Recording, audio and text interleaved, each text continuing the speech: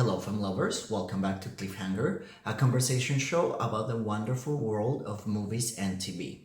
I am your host, Brian Herrera, and in this episode, I'm going to share my final prediction to the Oscars that are going to be celebrated this Sunday on March 10th. But before we start, don't forget to subscribe if you want to see more content like this. And I like that our Cliffhanger community is growing, so let's make it grow even more. Also, you can follow us on our social media where you can see also updates of the new videos and new information that is coming.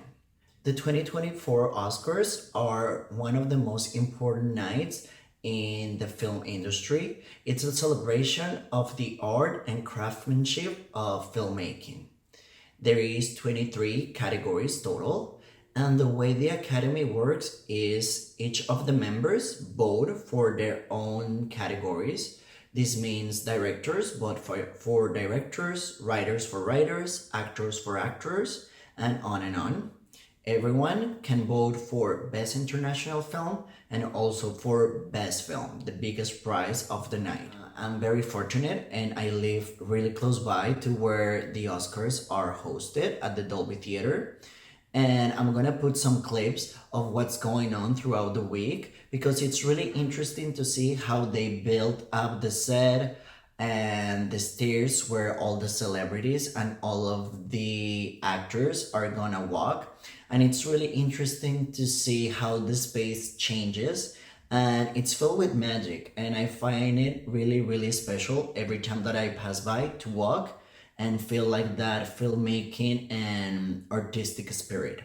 I also want to share with you the first Cliffhanger Oscar ballot. And this is like an interesting game that you can play with your friends while you're watching the show. I've been playing with my friends for the past couple of years, and believe me, it's really interesting to play with other people. As you can see, you have all of the categories and all of the nominees. And the idea is for you to try to predict who you think it's gonna win. And at the end of the night, you compare who had the best or the most correct answers. So if you wanna download the Cliffhanger official ballot, you can go to my bio and you can download it there. Okay, but for this episode, even though I know all 23 categories are really important, I'm just gonna talk about the 10 most popular ones. The first one is Best Adapted Screenplay. And the nominees for this category are American Fiction, Barbie, Oppenheimer, Poor Things, and The Zone of Interest. Who I think is gonna win is American Fiction. American Fiction follows the story of Mank, an African-American writer who is tired of Black stories to be told in these very stereotypical ways. So he writes this novel as a joke, and the novel turns out to be a huge success. And as the movie goes along, he starts to discover that sometimes life is not as we expected. It's a really smart, heartfelt, and soulful movie, and that's why I think it's gonna win for Best Adapted Screenplay. On the other hand, for Best Original Screenplay, the nominees are Anatomy of a Fall, The Holdovers, Maestro, May December, and Past Lives. I feel the two main contenders are Past Lives and Anatomy of a Fall. I feel the winner in this category will be Anatomy of a Fall because it's not just how the story and the mystery is revealed, it's also the characters. In Best International Film, the nominees are Io Capitano, Perfect Days, Society of Snow, The Teacher's Lounge, and The Zone of Interest. A good contender for the Oscar will be Society of Snow, the story that follows the group of survivors of the airplane crash in the Andes. Who I think is gonna win is The Zone of Interest. And The Zone of Interest is a new way to tell the story of the Holocaust. We actually follow what happens outside the concentration camps, what happens with the family of the commander of this camp. And it's a really sinister type of movie because we never see the violence that happen behind the walls, but we always see it and we always hear it in the background. And that's why the movie is very impactful, and that's why one of the reasons why I think it's gonna win the Oscar for Best International Film. In the Best Animated Movies, the nominees are The Boy and the Heron, Elemental, Nimona, Robot Dreams, and Spider-Man Across the Spider-Verse. Who I think are the two main contenders are The Boy and the Heron and Spider-Man Across the Spider-Verse. The Boy and the Heron is Miyazaki's last movie, and it follows the story of Mahito. And in the other hand is Spider-Man Across the Spider-Verse, the second part of the Spider-Man Miles Morales story. Actually, Spider-Man Across the Spider-Verse is my second favorite film of last year, so I really think it's gonna be the winner for Best Animated Film. The nominees for Best Director are Jonathan Glazer, Yorgos Lanthimos, Christopher Nolan, Martin Scorsese, and Justin Triet. I think the competition is between Yorgos Lanthimos for Poor Things, and he did an amazing job directing this film. I feel he was able to blend a lot of things that shouldn't work together, but at the end of the day, they do. And Christopher Nolan for his work on Oppenheimer. I really think Hollywood is going to give him the Oscar this time to Christopher Nolan because his previous works like Inception, Interstellar, the Dark Knight trilogy, they all deserved nominations before, and I think this is the time for him to get this recognition prize. Now let's go to the acting categories. The first one is actor in a supporting role, and the nominees are Mark Ruffalo, Robert De Niro, Robert Downey Jr., Ryan Gosling, and Sterling K. Brown. I feel this is a very good mix of different genres in actors. We have Ryan Gosling in his comedic character in Barbie. We also have Robert De Niro, who did an amazing job in Killers of the Flower Moon. And we have also Sterling K. Brown in American Fiction, and he plays a really tender and conflicted character. But who I think is gonna win is Robert Downey Jr. Why I think he's gonna win? Because Hollywood, in the same case as Christopher Nolan, think that he deserves to win the prize this time. I don't agree with this decision. Who I think should win is Mark Ruffalo. I feel his character in Poor Things is something we have never seen him done before, and it was one of the best performances of last year. But like I say, I think Robert Downey Jr. is the one who's gonna get the Oscar. For actress in a supporting role, the nominees are America Ferrera, Davin Joy Randolph, Danielle Brooks, Emily Blunt, and Jodie Foster.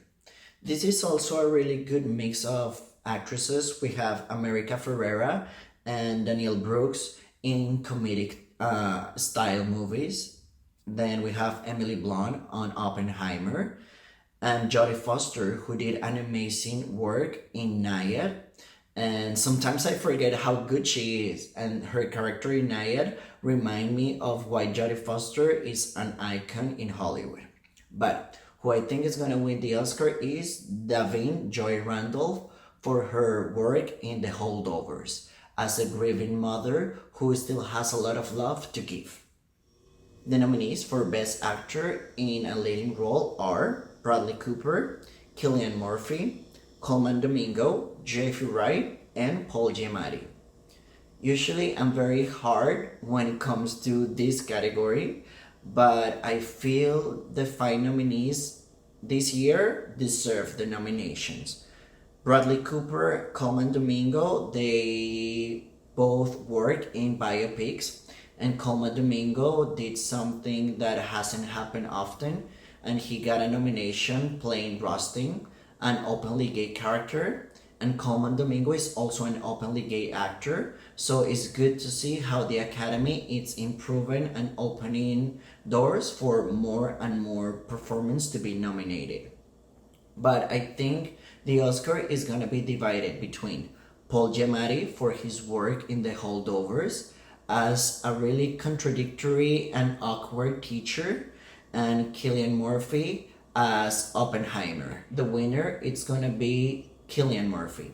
I feel his work in Peaky Blinders and the rest of his work history has bring him to this point, and I do think he deserved to get the Oscar on Sunday. In the Best Actress category, the nominees are Annette Bening, Carey Mulligan, Emma Stone, Lily Gladstone, and Sandra Hüller. I feel this is one of the most difficult categories of the night because three of the best performances of 2023 are included here in Emma Stone, Lily Gladstone, and Sandra Hüller. Annette Bening and Carey Mulligan, they did amazing jobs in their movies. Annette Bening for Nayad and Carey Mulligan for Maestro. The fight right now is between Emma, Lily, and Sandra. I feel Sandra's character in Anatomy of a Fall, it's definitely one of the best performances of last year, and the fact that she was able to be not only in Anatomy of a Fall but also in the Zone of Interest, that it's also nominated, will give her a little bit of momentum. Lily Gladstone, in the other hand, if she wins, she will be the first Native American actress to win the Oscar. So I feel she also have a really strong campaign. But who I think deserves the Oscar on Sunday is Emma Stone. Definitely, her performance as Bella Baxter in Poor Things is something that I wasn't expecting her to do, and to do so good. It's not just the physicality, it's also the way the character evolves and the way her mind evolves and the way her entire energy evolves to the point that she becomes a really independent woman. And I feel doing that as an actor, it's really impressive, and I think that's why she deserved that Oscar. And finally, the nominees for Best Film, the biggest prize of the night, are American Fiction, Anatomy of a Fall, Barbie, The Holdovers, Killers of the Flower Moon, Maestro, Oppenheimer, Past Lives, Poor Things, and The Zone of Interest. These 10 nominees show how a great year for movies 2023 was. There are really strong candidates for the Oscar, but I'm very torn between three. The first one is Anatomy of a Fall. I really like what they were able to do with Anatomy of a Fall. It's not just the script, it's not just the acting, it's also the way they told the story and the way they developed the mystery. Another one is Past Lives. Like I'd say, Past Life was my favorite film of last year, and the fact that it's nominated, even though it was a very independent film at first, shows how much the Academy has started to grow and evolve in what they like. And if it were for me, I will give the Oscar to Past Lives or to Poor Things, because Poor Things was a mix of everything that shouldn't work but that works at the end. Is the extravagant costume department, is the crazy visuals, is how awkward and uncomfortable sometimes the script is, and all of these things put together make a wonderful movie. But who I think is gonna win the Oscar is Oppenheimer. I believe Oppenheimer is gonna be the biggest winner of the night in a lot of different categories. Why I think Oppenheimer is gonna win? I feel the fact that Christopher Nolan is gonna get the Oscar. Cillian Murphy is also gonna get the Oscar for Best Actor, gives a lot of momentum for the movie to get the final prize. Do I believe Oppenheimer was the best movie of 2023? No, I don't think so. But am I gonna be mad if it wins? No, I think the movie is also deserving of a prize, And if they're gonna give them this one, well, I'm not gonna be fully mad. But I feel there's other options that should also be in the lookout for the best award. Okay, and those were my thoughts in who I think are gonna win on these 10 most popular categories. If you wanna see who I think is gonna win in the rest of the categories, I will be posting my official cliffhanger ballot with my prediction for the rest of the categories, and you can go there and check and compare. Probably you think someone else is gonna win, and that's part of the beauty of why I like this dynamic end game. Usually they are at 5, but this time they're gonna start at 4 p.m., so don't get confused. The host is gonna be Jimmy Kimmel, and he's done it before, so I'm not scared on what he's gonna do.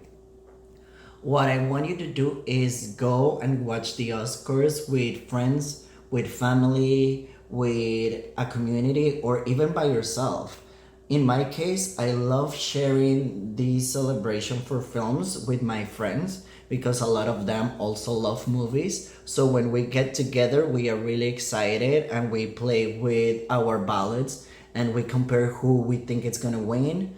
And it's like a really interesting celebration and bonding opportunity for us to celebrate the art of filmmaking. Once again, my name is Brian Herrera, and I see you next time. Bye bye.